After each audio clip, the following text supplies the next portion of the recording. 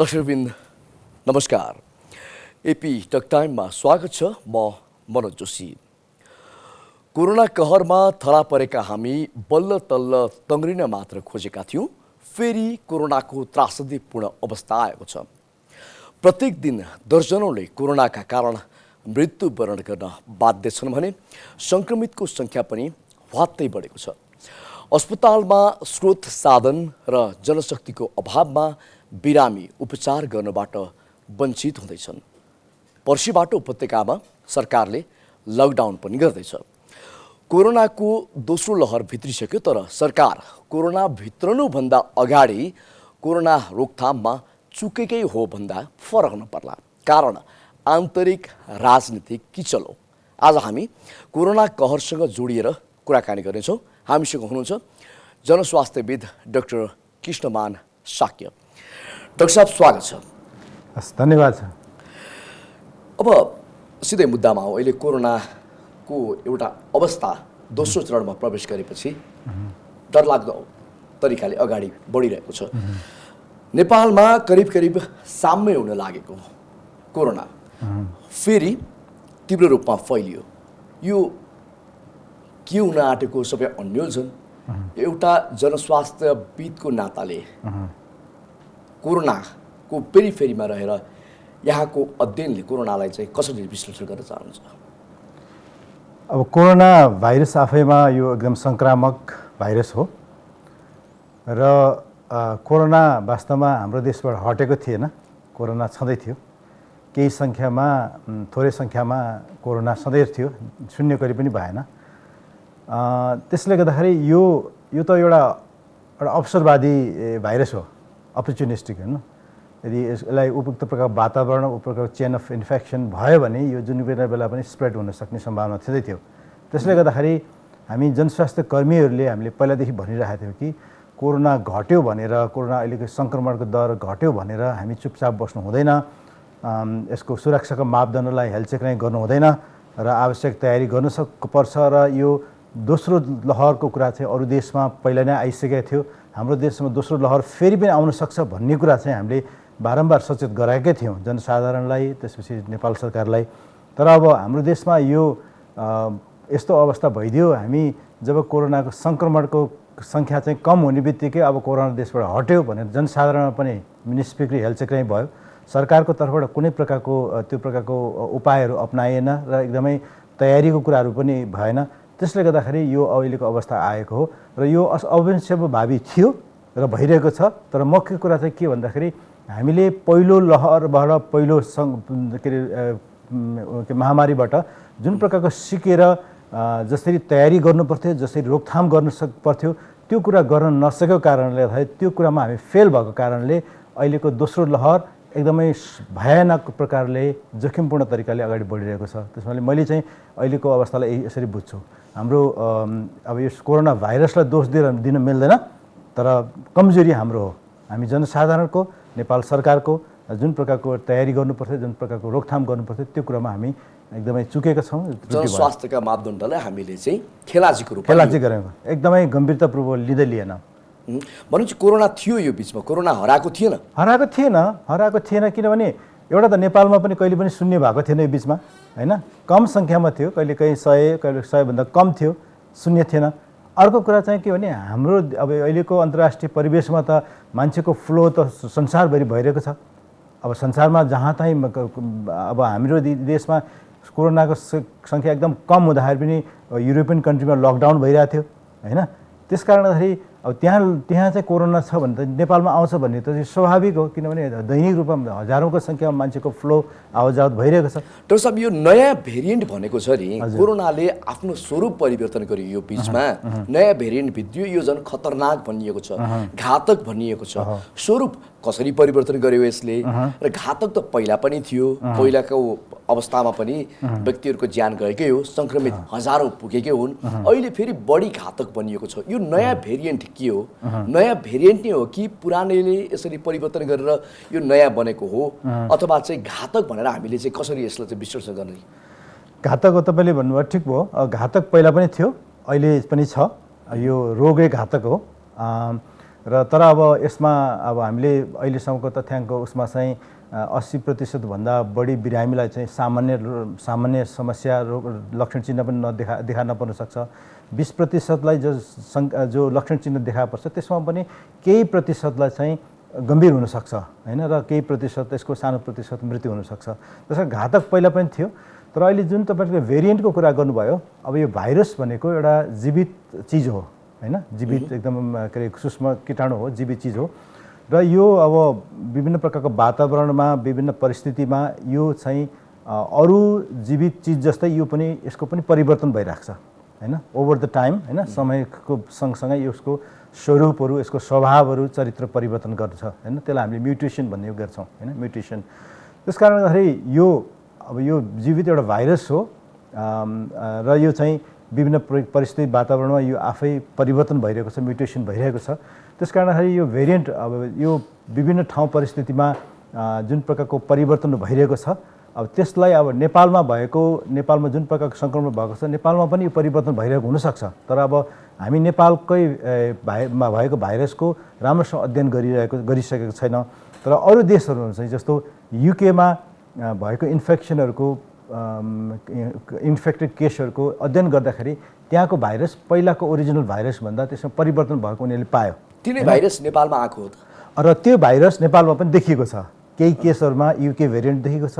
अब अन्य भेरिएन्टहरू पनि अब मल्टिपल भेरिएन्ट्स पनि देखिएको छ भनेर भनिएको छ है। अब नेपालमा चाहिँ के भन्दाखेरि अहिले हामीले अन्दाजको भरमा बोल्नुपर्ने हुन्छ होइन, तर पर्याप्त मात्रामा अध्ययन भइसकेको छैन। नेपालमा भएको केसहरूमा कुन भेरिएन्ट छ अथवा त्यो भाइरसको स्वभाव कस्तो छ, त्यो जिन सिक्वेन्सिङ भनेर भनिन्छ, त्यो जिन सिक्वेन्सिङ पर्याप्त मात्रामा अध्ययन भइ नसकेको कारणले नेपालमा कुन भेरिएन्ट छ, कुन प्रकारको भाइरस छ र नेपालमा भएको भाइरसमा चाहिँ त्यो प्रकारको म्युटेसन कसरी भइरहेको छ, ओरिजिनलभन्दा के फरक छ भन्ने कुरा अहिले तथ्यगत रूपमा बोल्न गाह्रो छ। तर देखा परेको इन्फेक्टेड केसहरूको केही टेस्ट गर्दाखेरि केही चाहिँ युके भेरिएन्टहरू देखेको कुराहरू चाहिँ हामीले रिपोर्टहरूबाट सुनेका छौँ। त्यसमाले यो चाहिँ स्वभाव परिवर्तन भइरहेको छ। त्यो स्वभाव परिवर्तनले रोगमा के फरक पार्छ त भन्ने कुरा चाहिँ मेन इस्यु हो होइन। त्यसमा के फरक पार्छ भन्दाखेरि अब हामीले के देखेको छौँ भने एउटा चाहिँ यो युके भेरिएन्टको स्वभावको कुरा गर्दाखेरि उदाहरणको लागि यो चाहिँ पहिलाभन्दा अझ सङ्क्रामक छ है। त्यसमा 50 to 70 टाइम्स पहिलाभन्दा बढी सङ्क्रामक भनेपछि त होइन, त्यो स्वभावमा होइन सङ्क्रमण धेरै हुने भयो भनेपछि मान्छेमा एकदम छिटो फैलिने भयो, त्यो एकदमै महत्त्वपूर्ण कुरा भयो। अर्को चाहिँ अब अहिले के पनि देखेको छ भन्दाखेरि अब पछिल्लो समय नेपालमै पनि भएको सङ्क्रमित केसहरू पहिलाभन्दा जटिल केसहरू छन् होइन, जटिल केसहरू लक्षण चिन्ह देखा पऱ्यो एकैचोटि तपाईँको अक्सिजन कन्सन्ट्रेसन कम भने आइसियुमा बस्नुपर्ने अवस्था, त्यो मृत्युदर पनि बढेको हामीले देखेका छौँ होइन। त्यस कारणखेरि यसको गम्भीरता त अझ बढी छ कि भन्ने प्रकारको कुरा चाहिँ हामीले बुझ्न सक्छौँ अरू देशको उदाहरणबाट पनि। त्यस कारणखेरि यो परिवर्तन चाहिँ अलिक खतरनाक छ त्यो हिसाबले। यो रोग चाहिँ हजुर, यो सङ्क्रमण हजुर, एक व्यक्तिबाट अर्को व्यक्तिमा सर्ने माध्यमहरू चाहिँ के हुन्? जस्तो कसैलाई कोरोना भएको छ, म उसको नजिकमा छु तर उसले मास्क लगाइरहेछ, मैले उसलाई टच गरेको छु र मैले स्वास्थ्य मापदण्ड पनि अपनाएको छु, हात पनि धोएको छु। कुनै व्यक्तिलाई छोएर अथवा सँगै बसेर स्वास्थ्य मापदण्ड अपनाएपछि पनि त्यो सर्छ भन्ने छ कि छैन? छुँदाखेरि सर्छ कि सर्दैन?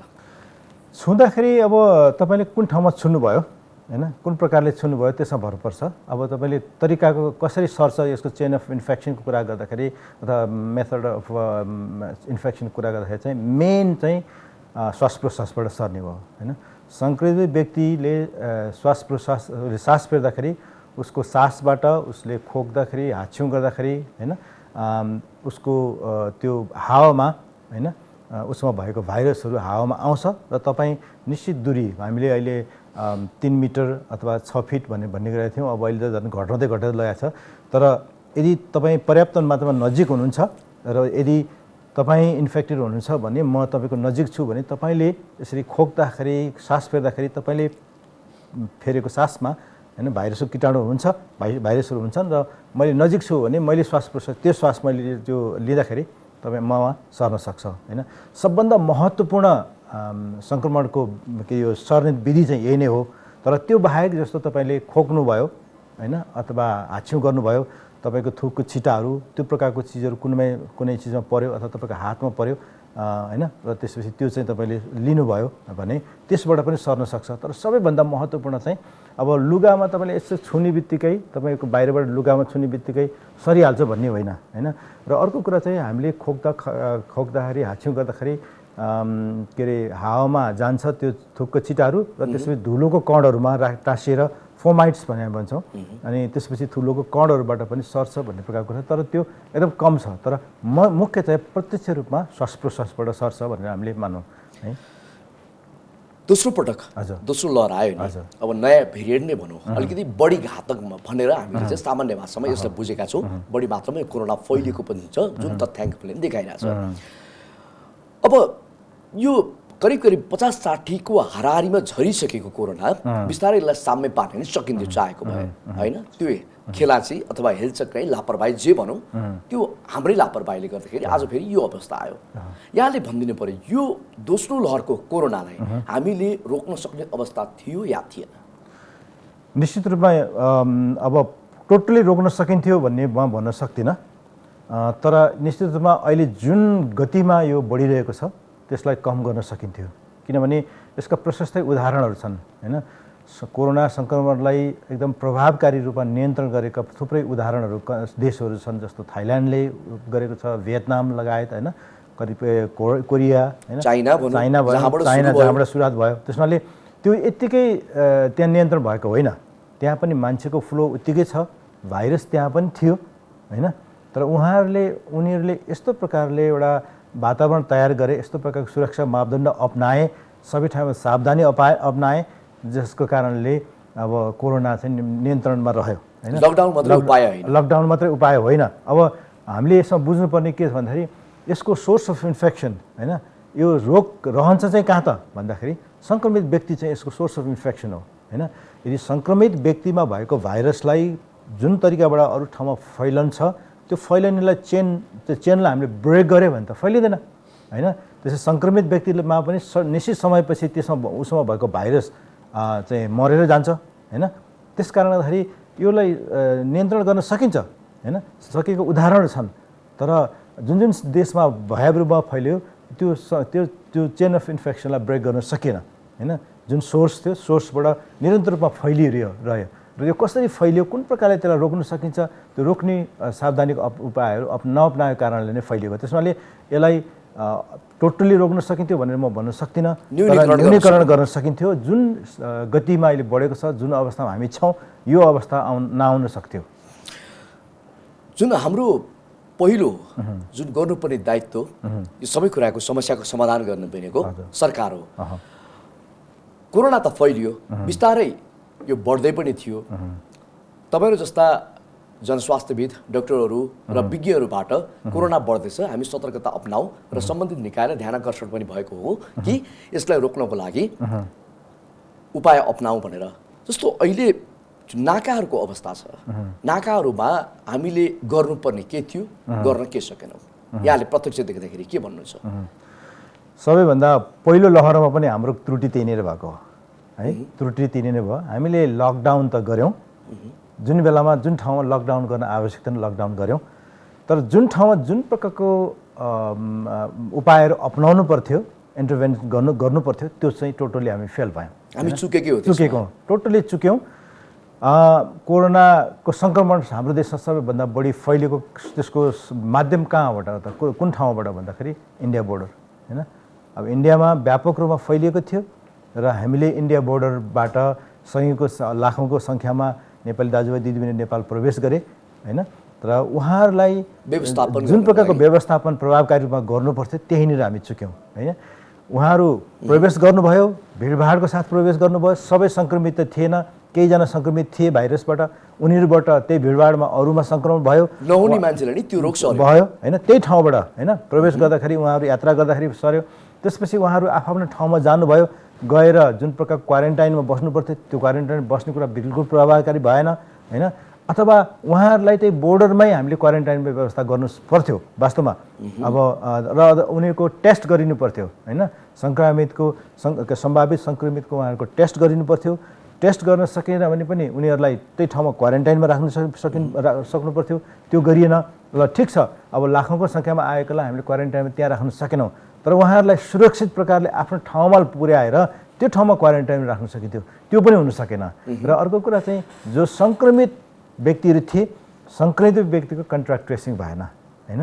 म सङ्क्रमित छु, मेरो व्यक्ति कोसँग कतिजनासँग सम्पर्क भएको छ होइन, स्वयंको सङ्क्रमण के अरे सम्पर्क भएको हुनसक्छ, मबाट धेरै मान्छेमा सङ्क्रमण भएको हुनसक्छ।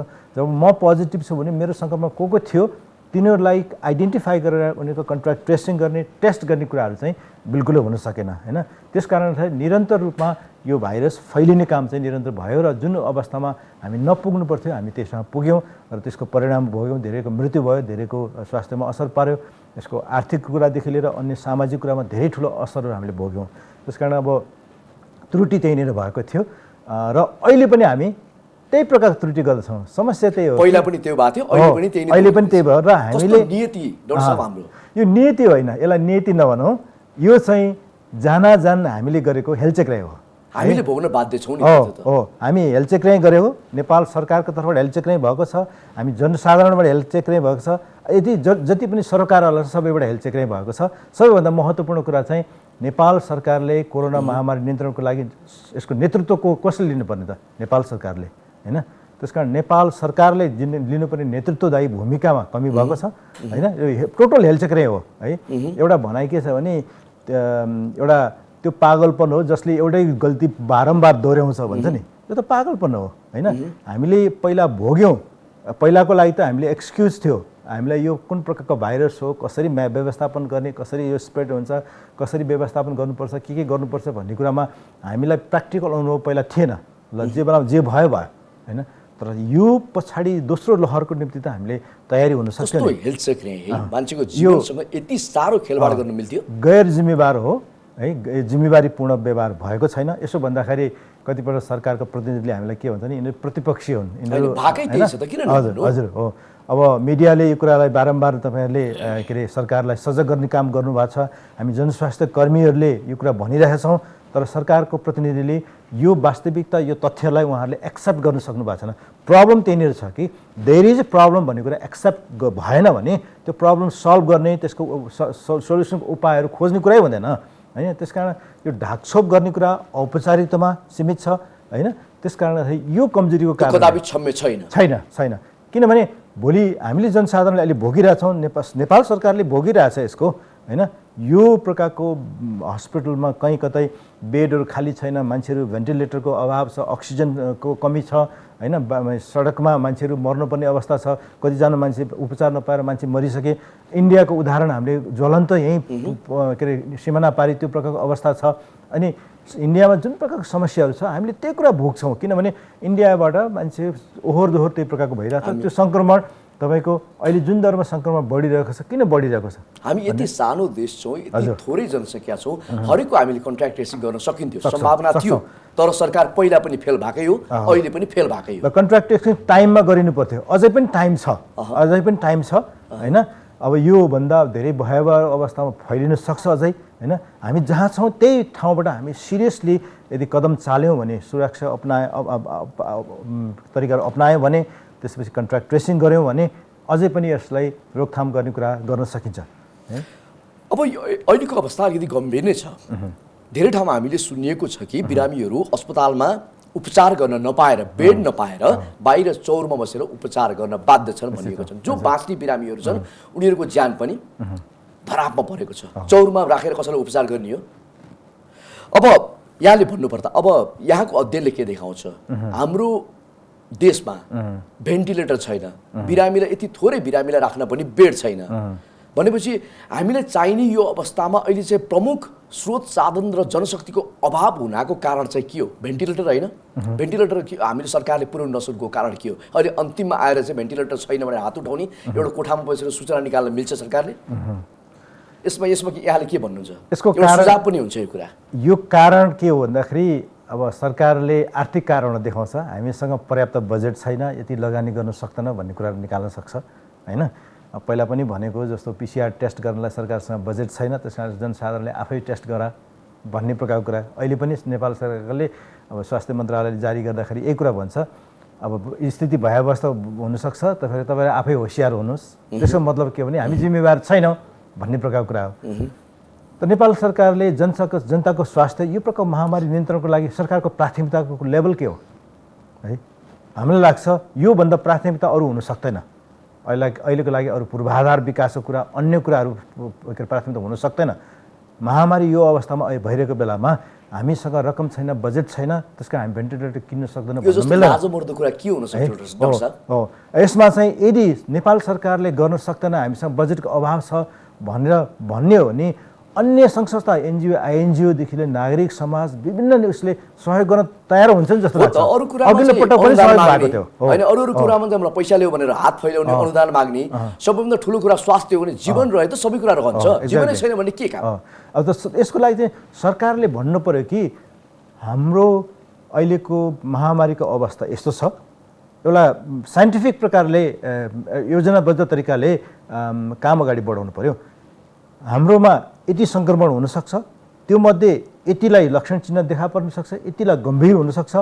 यो अवस्था भएमा हामीलाई यतिवटा आइसियु, यतिवटा भेन्टिलेटर, होइन, यति अक्सिजन चाहिन्छ, यति प्रकारको हेल्थ फेसिलिटी अथवा हस्पिटल बेडहरू चाहिन्छ। यो प्रकारको योजनाबद्ध तरिकाले होइन काम गर्नु पर्यो। हामीसँग कति छ, कति विस्तार गर्नुपर्छ, त्यो पनि टाइममा के होइन।